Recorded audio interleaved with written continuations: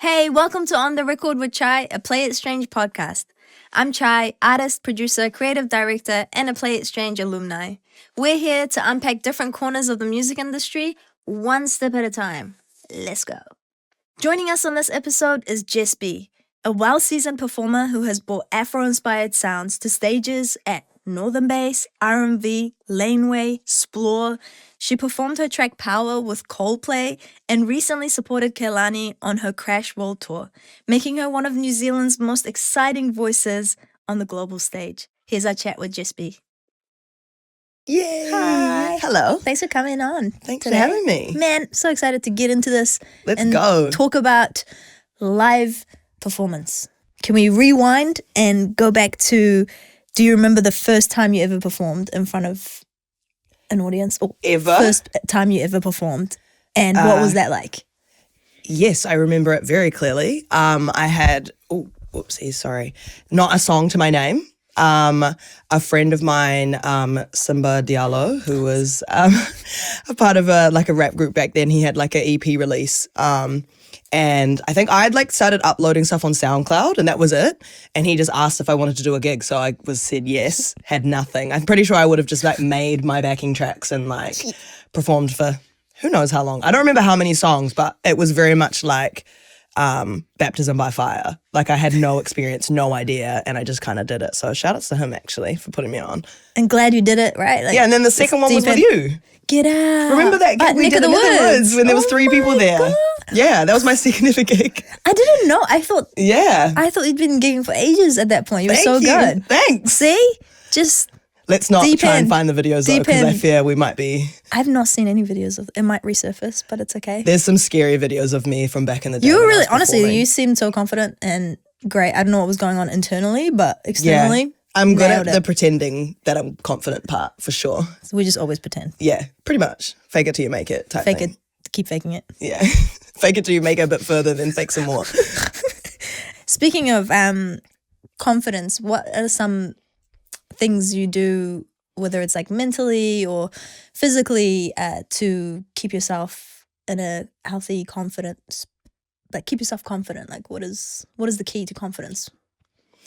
That's a really good question. I think it depends, and I think it spreads out across lots of different parts of your life. For me, I think being confident is also a part of having good mental health, and having good mental health for me is having a good routine and exercising and spending time with friends and talking about stuff other than music as well, so that my whole life isn't just this one scary thing that I do.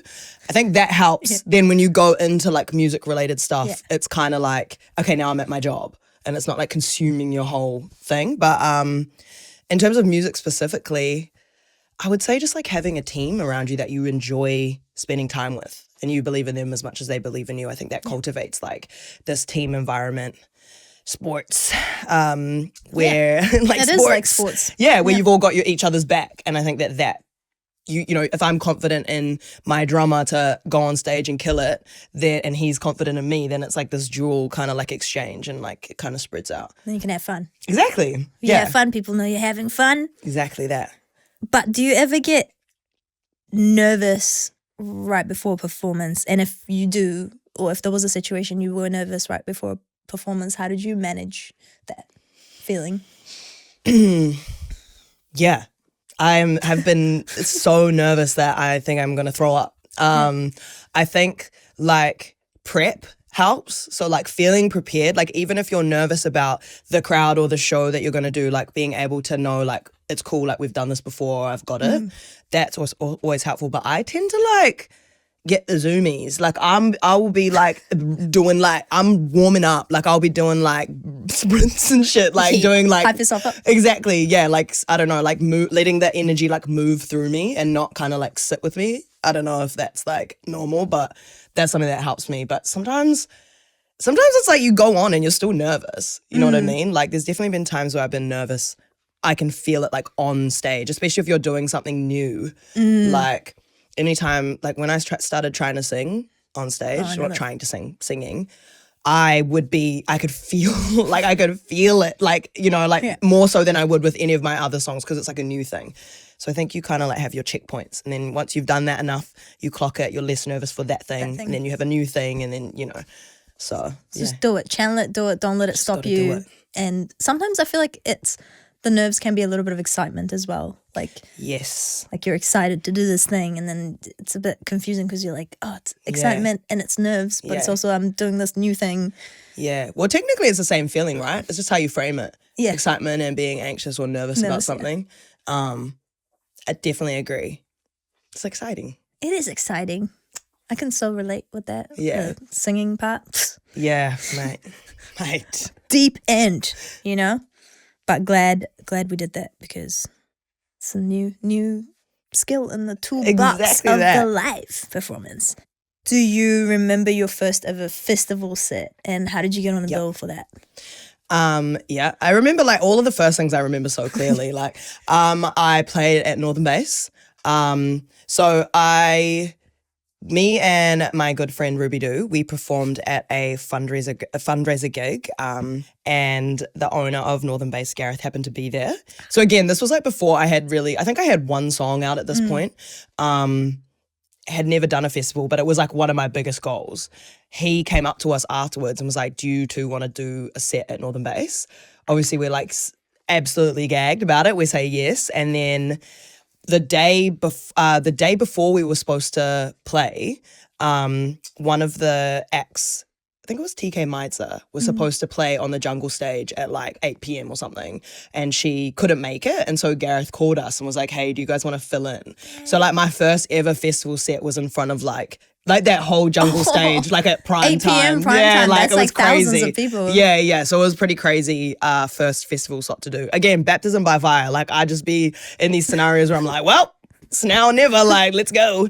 And that was awesome. It was such a good festival, like, experience to have. And also to know that it can get to that point, because obviously then we played our respective sets that we were actually booked for, which were like, you know, earlier in the day with much less people. Yeah. So you kind of, you know, it's part of the game, but like we got to have that experience like first off. So that was really cool. Something to like build your set towards and be like, okay, cool, that's the audience I want. Yeah, exactly. Like, amazing. And do you adjust your energy for different venues for like intimate gigs versus huge festival gigs? Is there like different vibes, different energy for you?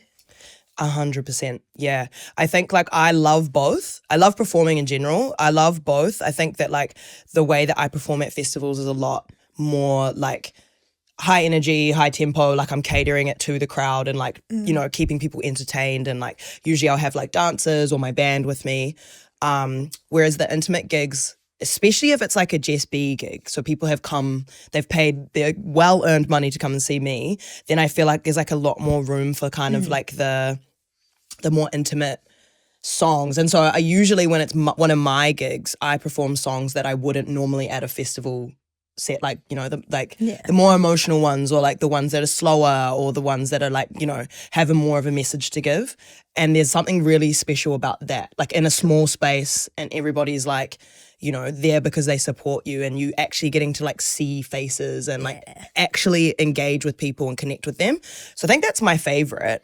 But a massive crowd of people going crazy is a whole other feeling too, which I love. So I like both, you know? Yeah. Do you feel like it's a bit more, you show more of your layers to the intimate crowd than you would in front of a massive crowd? It's just like, yo, you know, like. Yeah, definitely. Yeah. And then also people, like I think a lot of the times at festivals or bigger shows, I'm assuming that 90% of the people in front of me have no idea who I am. So if I'm like doing some like niche song that's like about this thing, like, you know what I mean? Like it's like I'm more having to like introduce myself to you guys, make sure you guys have a good time, you have fun, and hopefully some of you go away from it and you're like, that was sick, who was that? Or like, that was sick, let me go to one of her shows. Yeah. Whereas at my shows or at smaller shows, I think people come and they want to experience you as an artist and all of the parts and all of the songs that you've made. So That's a good point. Yeah. That is why people are different in front of a big audience than their own show. Yeah, definitely. Nailed. This year you performed 5 dates, New Zealand, Australia, with Kehlani. And how was that, and how did it impact your career? It was awesome. Definitely like a dream. I've always wanted to go on tour with an international artist in my career. like, you know, and open for them in multiple dates, not just here or whatever. And to do it with Kehlani, like we've known each other for quite a few years now. So to do it with her and like her team and like a lot of who I'd already met, it was just like the coolest experience. Like I think it took away like so much of the nerves of like being like the opener, you know. I felt very much like a part of like everything that was going on. She's like an incredible performer. Her crowds are incredible. Like her fans are like such like cool, diverse, sweet like people. And so I actually felt like I was, you know, being received with like so much like love, which isn't always the case for openers. Do you know what I'm saying? So like I felt so blessed that I was like, oh my God, you guys are being so nice to me. Like, yay. Yeah, it was awesome. It's like also like the biggest shows I've done. Wow. Like not in terms of numbers necessarily, but the biggest run of shows that I've done with the biggest number of people. Yeah. And so like even just being able to experience that, like not just once, but like all of the times that we performed was like so cool. And how did it impact my career? Well, I think that it kind of proved to me that there is like a demographic of people that relate to me. I think that sometimes when you're working against like the machine, so to speak, it can feel like I'm like, who am I doing this for? Like where is my music going? And if it's not mainstream, like who is listening and who cares? Where are they? Yeah, like, and so it can feel like actually maybe there isn't anyone. But I think that being able to like perform in front of Kehlani's audience, I was like really like surprised. Well, not surprised, but I was like so grateful for like the amount of people who I guess discovered me through her. Yeah. And that was like something like that. It was like this demographic of people that I've been trying to find, especially on this side of the world, like Australia and New Zealand. And so I think it was nice to be like, okay, they're out there, you know, like I can, but I just have to like, New Zealand and yeah, they're out Australia, here. right. So it was cool. It was such a good experience. Definitely like a career highlight for sure. Oh, amazing. Yeah. Because there's obviously you've experienced that. Another massive one you've had is with Coldplay. Yeah. Obviously that was like a one-off show, but both equally huge. How was that? Like, how was the Coldplay experience? The Coldplay experience was insane. I literally asked Chris Martin if I could perform and he said yes, and that's kind of how that happened. Like, so he did like a Q&A night for a bunch of local artists the week of the show, and as a part of it, he wanted us to all like play a song. So we all went around the circle and played the song. And mind you, it's like all these like amazing singer-songwriters. Like everyone was like of a very high caliber. I was the only hip hop artist in the room. And then I played Power and I was like, oh, he's like, you know, like kind of jamming or something. And then, so I literally was kind of joking. And I was like, oh, you should let me play it at your concert. And then everyone in the room was like, what do you mean? And then he was like, yeah, do you want to? And so now I'm thinking we having a key. So I'm like, yeah, like you should let me come and do it. And he was like, yeah, cool. Like I'll get your detail. I'll get my person to get your person's details and we'll sort it out. And I kind of thought it wasn't real. And then actually it was. So that was crazy because it was like 2 days before I was chilling and I'm just like, oh my God, cool, fun. Was this 2 days before the show? I think it was like, I performed on the Friday and I think that the Q&A was on the Tuesday, the Monday or the Tuesday. The week of, literally the week of. And so, and it's not just like a small thing to add in a song. Like you have to change your band. Like, you know, like he had to go and speak to his band about like changing up the run and how it all went down. So it was definitely like one for the books, but so random. And it was so good. Like Coldplay, like the whole experience of being at that show, I was like, this is next level. Like everyone was so nice. It was slick. Everything was organized. Wow. Like it was great. Big scale kind of. Yeah, everyone looked, I've never seen that many people with my own eyes before. It looks like no one's real. There's so many faces that it looks like ants. So people were like, oh my God, were you scared? I'm like, no, because I can't tell that you guys are people. Like you just look like this sea of Did you dots. feel like you're in a YouTube video or something? You're like, like I'm living in those concerts that I watch on like TV. I've actually been more nervous for like a small show. Do you know what I mean? No, Which I know what you seems like mean. a weird thing, but like, yeah, it was more like when I was standing there, like before I started, and I was like, yo, like this is like 50,000 people. It must be like a thing in our brain where I had a similar experience where it just like didn't register that it's just when it's beyond that many people, it doesn't. Yeah. I know what you mean, because I was like, everyone was like, why weren't you? Because it's not normal. Yeah, people asked me like, why weren't you nervous? I was like, I have no idea. I should have been pooping my pants. And I didn't, It's just like, it's almost like you're now, like your brain doesn't, like, I don't know, I felt like it was like a brain thing, and then I was just like, okay. Yeah, like you can't like you can just see the front almost. Yeah, exactly. Like you see like the people just around the outside, and then everyone else is just so like performing to that. Yeah, a blob.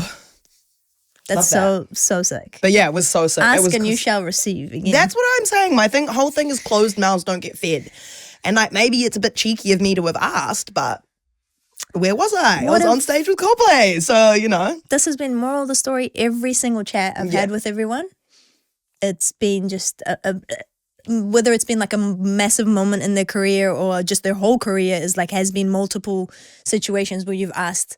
Yeah. And it's happened. And it's just like obviously trusting that you've got the skill and and you're feeling confident and you can back it up, and you just sometimes it might be out of our depth, or it might be like another new deep end thing, but it's just asking and doing it. And there's definitely a way to ask for things like where you don't come across as like demanding. You know what I mean? Or like there's a way to be like, I really want to do this thing, but not like pushing so much that it's like forced. Yeah. Like you leave room for like chance to do its thing. A lot of times I'd say it in a joking manner. I don't know if it's because it's come with all goods if not. Not even that. It's just like you kind of just drop it in like a moment where it's like not kind of expected or even on the Instagram or whatever, and you're just like, oh hey, like da da da. It's just the tone as well. I think that comes with like maybe potentially experience of just being able to again back yourself up with definitely things you've already done, so you kind of feel a bit more like, okay, I can just have a chill approach to this. Whereas like if you're earlier in your career, it might be a bit hard to like reach out and say something, and it can come across demanding or very like put me on your it's just the tone's very important, and just and the worst someone can say is no. But you're on their radar. True that.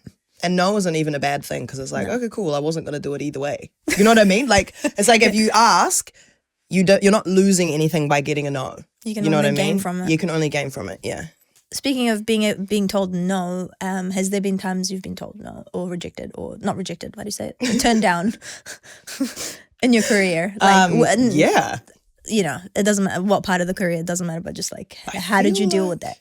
I feel like a career in music is a series of no's and then one yes, and then a more series of no's and then one yes. I think like it's literally a part of like choosing this path. And the people who deal with no the best are usually the ones who find success later on, because no one is immune from having a no or being disappointed or missing out on something that they thought they deserved, or you know what I mean? Like that's just part and parcel of it. So I think the better that you can adjust to being okay with it doesn't mean you can't feel sad about things or you can't be gutted that you missed out on something, but I think the better that you can like just continue to move on, like the better the more robust you're going to be in your career anyway. And then when the yeses come, it means so much, because you know what you had to go through to get there. Exactly. And it just means the more no's we get, it just means the more we've asked, obviously. It just means we've put ourselves out there that many more times. It's like applying for a job. You can't expect to get the first job you apply for. It's like sending out your CV to like 100 places for like 3 interviews maybe of an opportunity, But the cool thing is, I think in the music industry, like we can create to a certain level, we do have control over creating certain opportunities for ourselves through like, obviously marketing our stuff, building our brand, like all that is great. But I think what adds to that and makes it bigger is, like you said, just going out there and like asking. Getting amongst it. It's okay to get said, it's okay for them to say no to you, and Yeah, definitely. Makes you a tougher person. And agreed. Not let it affect your confidence, What's been your favorite show so far? I think I might know. Do you? Of all time ever? My favorite show of all time ever? Yeah. I'm going to... You're going to guess. What are you going to say? Guess. I was going to say a Kehlani show. I'm going to guess a festival. Yeah. Yeah, I'm going to... it would be I know you love your festivals. I do. And you're great at them. I think the Kehlani tour as a whole was like a career highlight, but I won't choose the most obvious. That's the most obvious one. That's more highlight, but I would say like, and summer festival probably like R&B. Nope.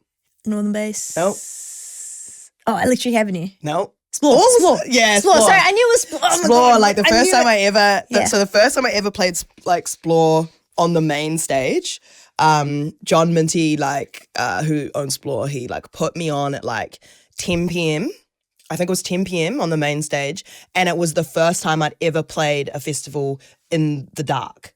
Like at nighttime. So you can like, obviously when you're playing in the afternoon, it's cool. There can be like heaps of people in front of you, but you can't add the extra things like lights and like all of that kind of like, I think the vibes happen when it's like nighttime, you know what I'm saying? Like just the whole shebang. So I performed with 4 dancers, a drummer, half queen, Ruby Doo. We had flags, we had the whole, it was literally like the craziest thing ever. And I think the crowd that goes to Explore is also very open to the idea of a small artist headlining a stage or like playing at a time that maybe a headliner would be on.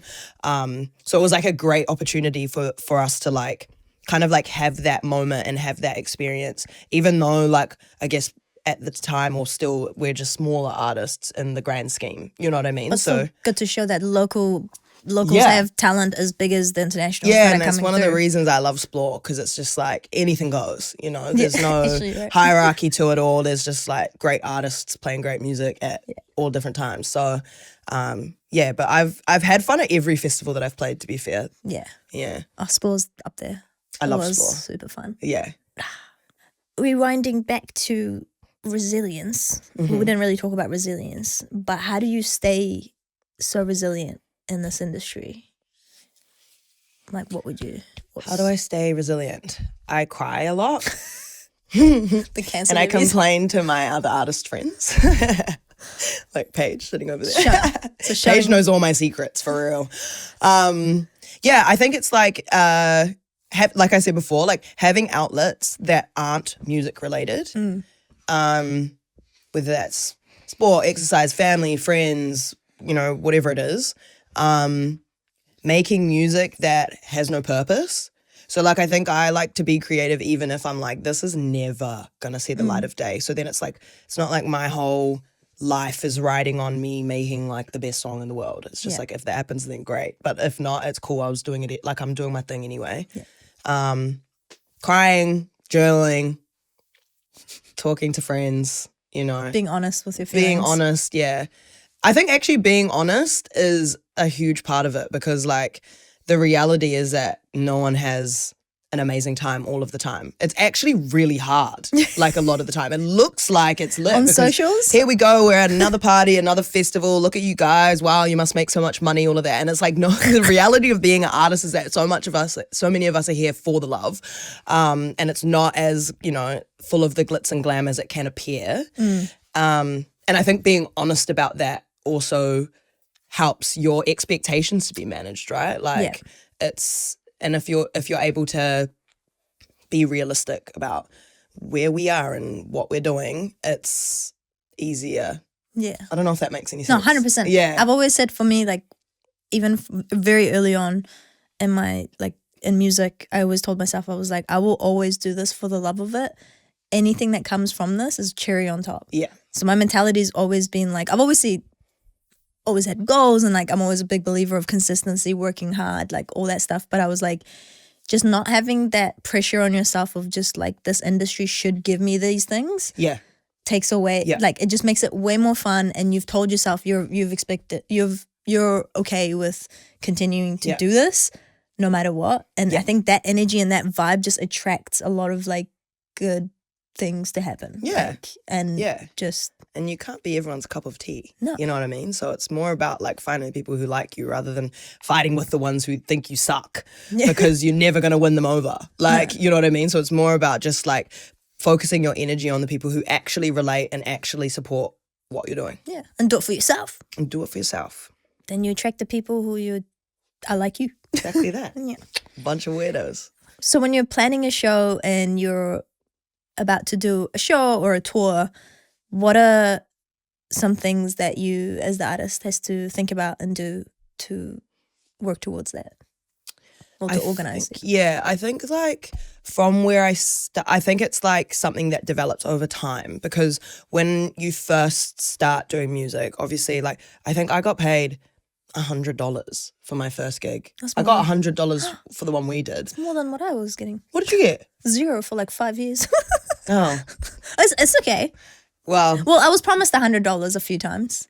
And then they'll be like, sorry, maybe we I didn't didn't even get it. we I don't didn't know. sell I feel enough. like I got No, we $100. did. We got 100 Yeah. at that one. Great. So it's like, it's so relative, you know what I mean? Where it's like, you can only do as much as you're getting paid. So I think that like, I've kind of grown into where I'm at now. Like obviously now I have a band, and I'll have dancers with me, but that's only because I'm like 5 years into like live, or no, more, 6 years into live performing. 7. How long have I been performing? No, 27 years, 7 years in. More than that. Northern Base was 2018. 19, 20, 22, 23, 4 to 5. 7 years. Was that only 7 years ago? Then that was anyway. Yeah. Holy shit. That one, no, that was there before. Wow. But like in terms of like festivals and like all that stuff. Anyway, fluff. Unnecessary fluff. Sorry, I'm just time. Yeah, it's gone quickly, but I think like what I can do now is not what I could do at the beginning. So I mean, everything that we did was from the ground up. We had no idea what we were doing half the time.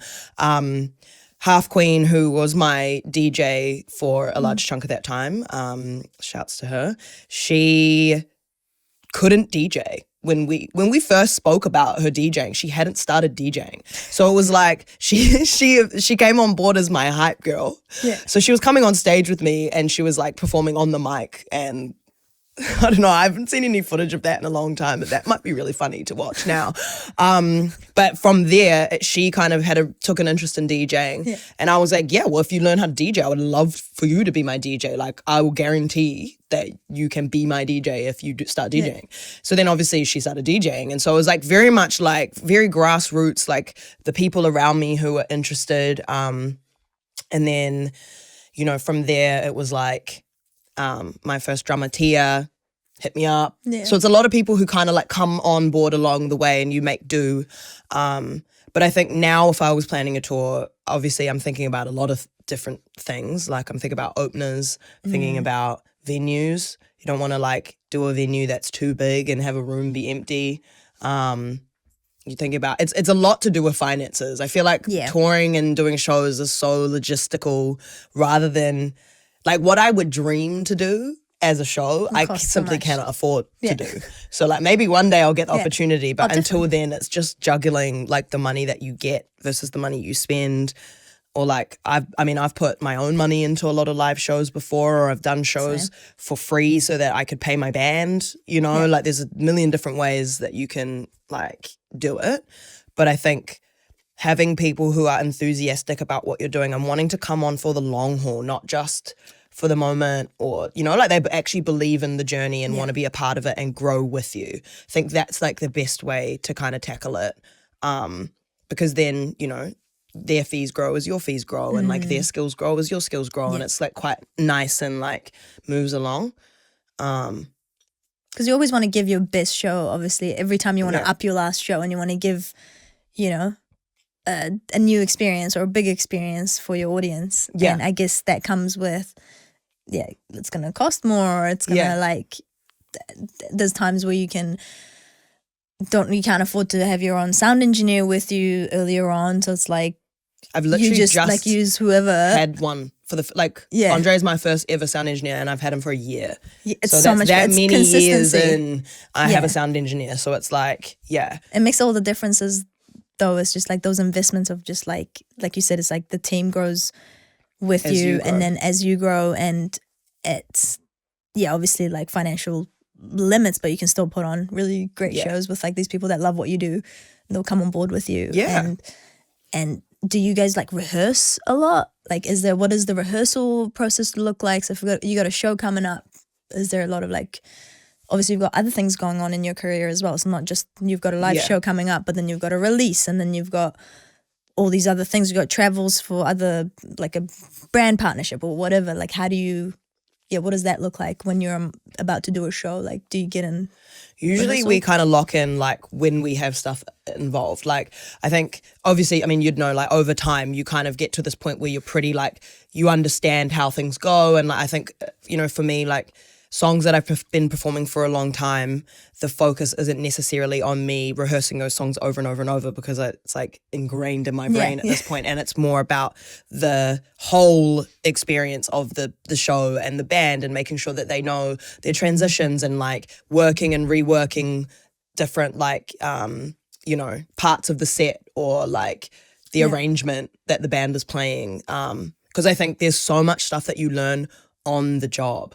Like I remember like the first like few shows that I was doing, like especially the festival ones. I remember after that show that I did at Northern Base, I had completely lost my voice.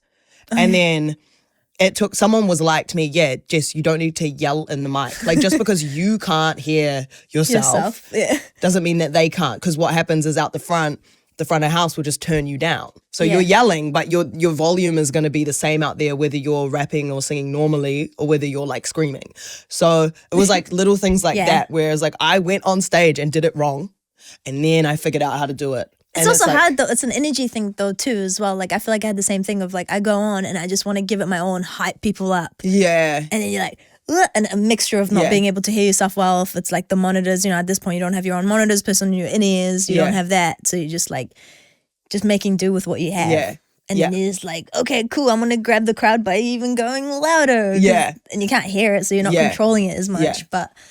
But then you learn that. Better to be that. Yeah. And then start pulling back. Yeah. Than to start off like really like, I don't know. I agree. It's good to be like. But it's just like so many skills that come as you go, you know, and like, I mean, you might be someone who's super lucky and has all of this like, you know, help and mentorship before you start. But I think a lot of people just start without the resources and the people needed to like, you know, make you into a superstar. So you kind of just like go like, oh, that was bad. Or like, there's been so many times where I've done like the craziest, weirdest stuff, like embarrassing stuff on stage, and then I've been like, okay, so next time, we're not gonna do that one. Like, or you know, you figure out what types of songs work. You know, I feel like I've figured out what types of songs work at festivals because I've worked out what doesn't work, and I've had people be like, you know, like not respond to something. And I'm like, okay, cool. And then they respond to this thing. So then I'm like, start doing that more. Cool. Yeah, I'm like, okay, the song feels like 1 hour. Yeah, they're like, you suck. Yeah, so I think it's like trial and error for a lot of it. Yeah, but I guess that's part of the fun. Like, it's like the luxuries that come after it. Like every new thing that we can, even like getting molded ears, for instance. So like, so you go from wedges, where you just like, you know, obviously you can't have that much control over them, and then you go to generic like in-ears, it's like it's all goods, but like it doesn't, and then you go into like every aspect of life, there's like the leveling up of it, and he's just like, oh my god, this could have been the world I could be living. But you wouldn't know until you've like done you would have steps before. You have. I feel like you have to like go through struggle town. Like it's good to go through that to really appreciate the comforts that come after, the rewards that come with the hard work that you do to get yourself into those positions of being able to play those later slots in a festival. And once you are at that later stage, you're like, okay, no, I can't be going off wages now. Like I got to give people my best performance now. So I'm going to rehearse even more. I'm going to like get better ears. I'm going to like, it's so satisfying getting to that. Yeah. It's never ending though, I feel. Yeah, you can always be better. You can always do something better and add on. And that's kind of cool though, because it keeps it exciting, I guess. Like there's always something more to move towards. So catch us in 10 years. Yeah. 10 years. Oh, no, not 10 years. 20. We've done well. It's good. Hey, the molded ears was like. The molded ears was a good moment. That was crazy. I actually want to cry. Yeah. That was a good one. I love my molded ears. Like. I didn't. And they're so expensive, like you can never lose them. They're like, no, you have to insure. Oh, how much? Yeah, mine was like. Insure mine. I haven't either, but. Oh, I was like, do I need to do I should put it under the contents, but it's like, 3,500, 3,700. Oh, whoa. No, 26. Yeah, I think mine will. I think that's how much mine will. Yeah, close to 3K. Whoa, that's so expensive. But then you use them every performance you do, so it kind of like, you know, it's an investment. It's all the business side. I think everyone that I've been speaking to as well, it's it's just about like learning all the different aspects, whether it's in live, whether it's in being an artist, whether it's in like all the chats we've had. It's about being across your business. And I think you're a great example of that as well, as just knowing it's your business as well. Like, and you're trying to grow it and you got to understand all the different things that come with it. And yeah, artists are busy being spread thin across a lot of different things. And I think, it can look like, oh yeah, all fun and games and like that artist, but it's truly a business and it can pay off. 100%. Can make it a ching. For our final question, what's your number one tip for emerging artists? I would say on the live side, I would say like talk about the importance of being in community, organizing small community events, even if like 20 people are pulling up, creating like a culture around you and your homies who make music and giving people something to like be a part of with you. I think like that's really where you start gaining support and traction and like gaining the attention of people who are, you know, running festivals or running bigger shows. They want to see you already moving the needle for yourself in your like wherever your community is. And I guess like if you haven't found that community yet, it's like also putting yourself out there. So maybe it's going to other gigs that are already, you know, and introducing yourself to other artists who are already doing gigs, or like maybe it's online, it's TikTok, it's whatever.